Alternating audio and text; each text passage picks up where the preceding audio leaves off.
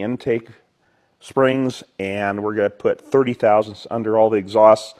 That will bring them close to being in range. If anything, we're going to err on the a little bit light side, which I would rather be on this since it's a flat tappet cam. I don't want to have any excessive pressure.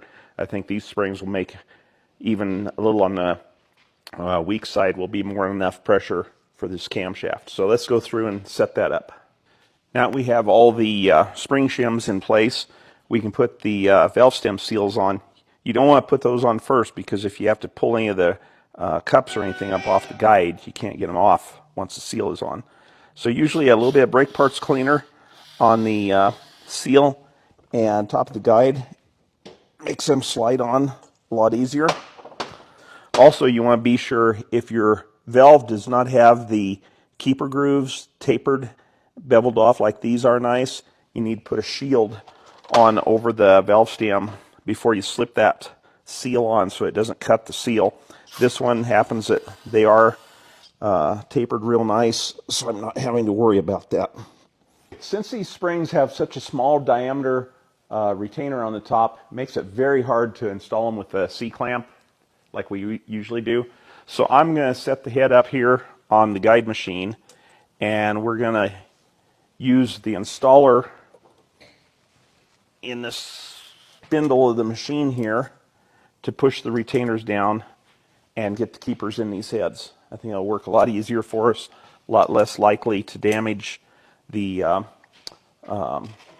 seal and or gouge the valve stem by having things kind of out of alignment. So let me bring this in a little bit closer so you can see what I'm doing here.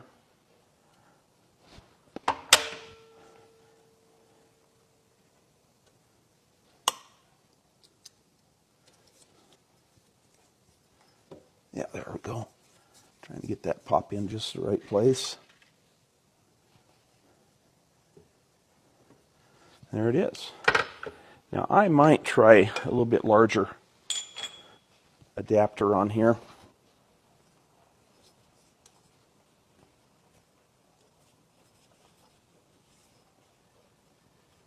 And there it is.